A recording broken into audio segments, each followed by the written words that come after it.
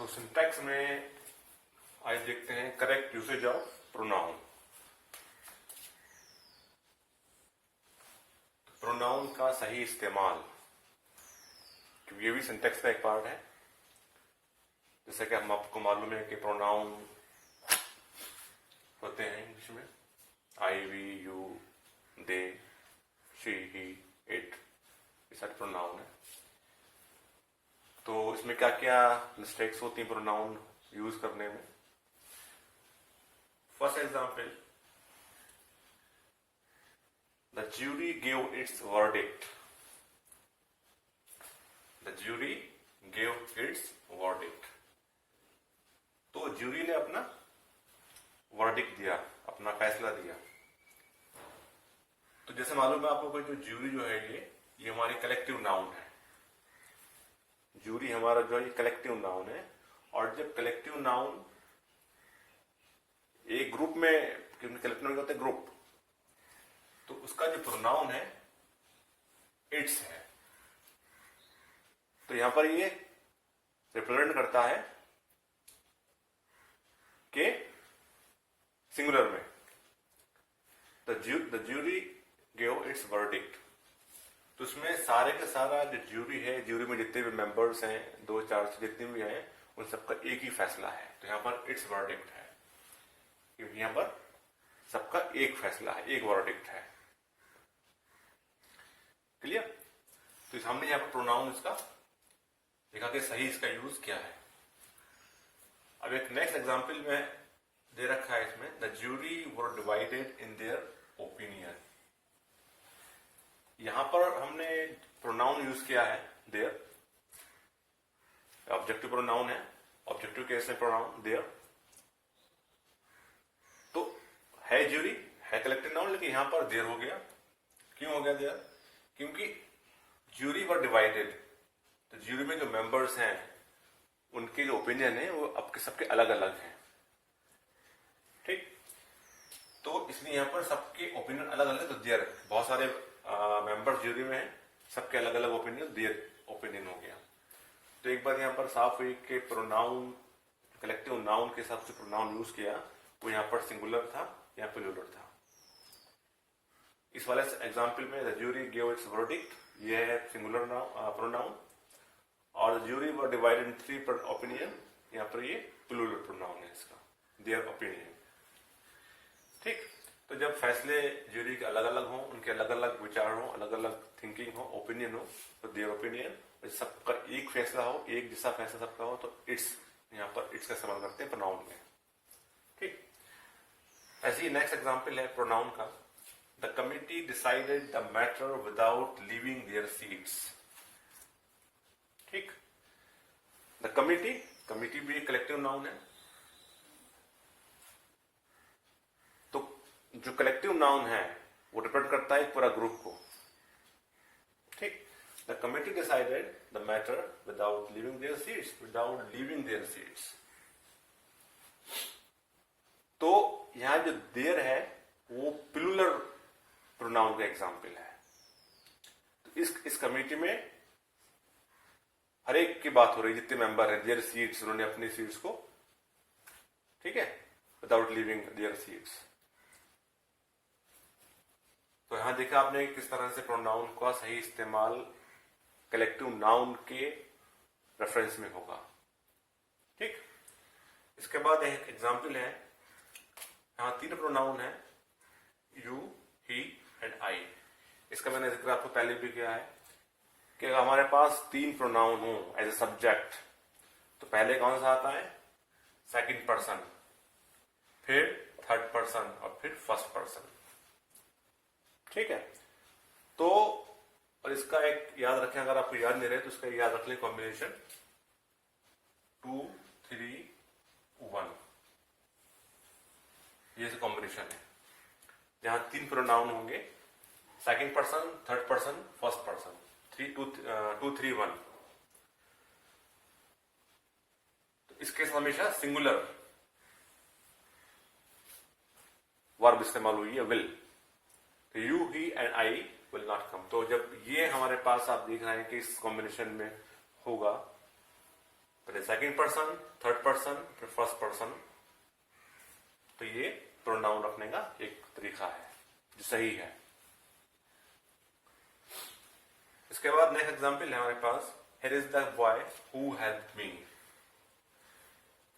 यहां आपने देखा, यहां पर ये एग्जांपल है रिलेटिव प्रोनाउन का। रिलेटिव प्रोनाउन, इसे हम बोलते हैं relative pronoun. Here is the boy who helped me. तो जब हम इस रिलेटिव प्रोनाउन को इस नाउन के साथ रखते हैं बराबर में, तो इसे बोलते हैं रिलेटिव प्रोनाउन, और ये हमेशा साथ में आते हैं। The boy, here is the boy who helped मी। ठीक है, यहां लड़का है जिसने मेरी मदद की। Here is the boy who helped me. तो ये एग्जाम्पल है रिलेटिव प्रोनाउन का। ठीक, अब कुछ एग्जाम्पल और हैं रिलेटिव प्रोनाउन की। क्या क्या है देखते हैं। यस्टरडे, कल मैं एक आदमी से मिला जिसकी व्हाइट बियर्ड थी, सफेद दाढ़ी थी। ये सेंटेंस ठीक है। इसमें रिलेटिव प्रोनाउन फॉरन है अ man who. A man who. I met a man who had a white beard yesterday. तो अब क्या हुआ, ये तो हमारा ठीक है, a man who। लेकिन yesterday को मैं अगर बाद में लगा दूं तो भाई यहां मतलब क्या हो गया कि मैं एक आदमी से मिला जिसके कल सफेद दाढ़ी थी। कल यानी कि आज नहीं है, कल थी। सेंटेंस को I met a man yesterday who had a white beard। तो ये तो रॉन्ग हो गया बिल्कुल, क्योंकि रिलेटिव प्रोनाउन के बीच में यस्टरडे आ गया, जबकि आना क्या चाहिए था I met a man who. ठीक, तो ये हमारा क्या है, ये रॉन्ग है। इसका मतलब क्या हो गया कि मैं एक आदमी से मिला, ठीक है, yesterday who. Yesterday means yesterday के सफेद दाढ़ी थी, आदमी की नहीं थी, यस्टरडे की दाढ़ी थी। सच एज, देखो बहुत सारे जो हमारे पास जो प्रोनाउंस होते हैं उसमें हम सच एज का इस्तेमाल करते हैं। तो सच के साथ हमेशा एज का इस्तेमाल होता है। अगर हम सच के साथ हु का इस्तेमाल करें तो ये रॉन्ग होता है। सही क्या है, सच एज। एग्जाम्पल है avoid such boys who are lazy in their study. Avoid such boys who are lazy। तो सच के साथ कभी हु नहीं आता। तो ये हमारा जो सेंटेंस सच बॉयज हु, ये रॉन्ग है।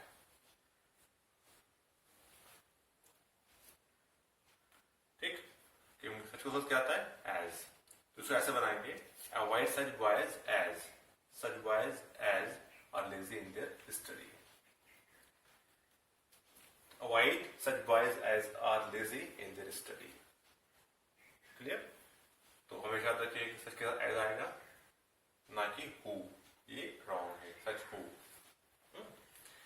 इसके बाद है सेम एज या दैट। या तो सेम एज लगाइए या सेम दैट लगाइए, इसके साथ wrong.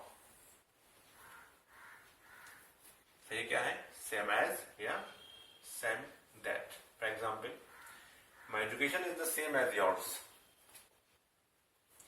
My education is the same as yours। तो मेरी एजुकेशन आपकी एजुकेशन की तरह है, is the same as yours। Next example, this is the same book that I saw। जो मैंने देखी, the same book that I saw। Simple that का इस्तेमाल यहाँ पर इस तरह से होगा। तो ये सच एज और सेम एज का इस्तेमाल प्रोनाउन के सेंटेंसेस में। हु का इस्तेमाल प्रोनाउन है हु, पर्सन के लिए होता है नॉमिनेटिव केस में। Who means nominative case, person। which का use non living things, goods या नॉन लिविंग थिंग का इस्तेमाल करते हैं प्रोनाउन में, तो विच, कोई थिंग, कोई चीज, कोई गुड्स होती है तो उसके लिए विच, या जब कोई चीज सिलेक्शन में होती है दैट का इस्तेमाल सब में होगा। पर्सन में भी होता है एज ए प्रोनाउन, एनिमल में भी होता है, नॉन लिविंग थिंग में भी होता है। For example, which is your brother, तुम्हारा भाई कौन सा है, तो विच इज योर ब्रदर, या तो विच इस्तेमाल किया हमने प्रोनाउन कौन सा, which is your brother. Second example में which of you has done it, तुम में से किसने ये किया है, तुम में से किसने, which of you has done it. ठीक।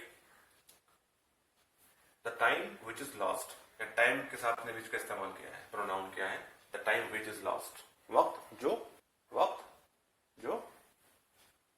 खो जाता है, the time which. That, the dog that you bot, कुत्ता जो तुमने खरीदा, तो दैट का इस्तेमाल एनिमल के लिए हुआ है, डॉग के लिए हुआ, the dog that you bought. This is the book which I lost, which का इस्तेमाल नॉन लिविंग थिंग के लिए हुआ है, book non living thing, this is the book which I lost, वे किताबें जो मैंने खो दी है। I the mobile that you sold, mobile that, non living thing in that mobile. इसमें बताया था मैंने आपको भी हु, नॉमिनेटिव केस में होता है, हु मीन्स, ठीक, हु मीन्स जिसने, हु मीन्स, तो हु नॉमिनेटिव केस में इस्तेमाल होगा हु, इसका मीन्स जिसने होता है। For example, the boy who help me is my friend, the boy who. तो आप देखा कि प्रोनाउन को हमने साथ में रखा, जो हमारा ये द बॉय है noun, the boy who help me this is my friend, लड़का जिसने मेरी मदद की, जिसने मेरी मदद की, the boy who help me is my friend, मेरा दोस्त है। क्लियर। तो ये हमारा नॉमिनेटिव केस का हुआ। हुम होता objective case, the boy whom you met is my friend, is my brother, लड़का जिससे तुम मिले वो मेरा भाई है, the boy whom you met is my brother. तो इसमें हमने भी साथ रखा प्रोनाउन को, जो ऑब्जेक्टिव केस में है, the boy whom you met. Next example में, here is the boy whose books were stolen, यहां वो लड़का है जिसकी किताबें चुरा ली गई थी, whose books are stolen, were stolen, sorry, here is the boy whose books were stolen, तो जिसकी किताबें। सी, तुम किससे मिलना चाहते हो, whom do you wish to see, तुम किससे मिलना चाहते हो, किससे मीन्स, अब यह क्वेश्चन हो गया whom, किससे मिलना चाहते हो, यह whom मीन्स जिससे था, ऑब्जेक्टिव केस में था, whom do you wish to see, who did you wish to see, इसको हम इस तरह भी लिख सकते हैं, who did you wish to see, तुम किससे मिलना चाहते हो, ये भी सही होगा, अब ये भी सही हो माना जा लगा है, who did you wish to see, ठीक। The rectangle whose two opposite sides are equal, whose का इस्तेमाल हम नॉन लिविंग थिंग के साथ भी कर सकते हैं। द रेक्टेंगल ये नॉन लिविंग थिंग है, साथ में इसका इस्तेमाल हो सकता है। The rectangle whose two opposite sides are equal, whose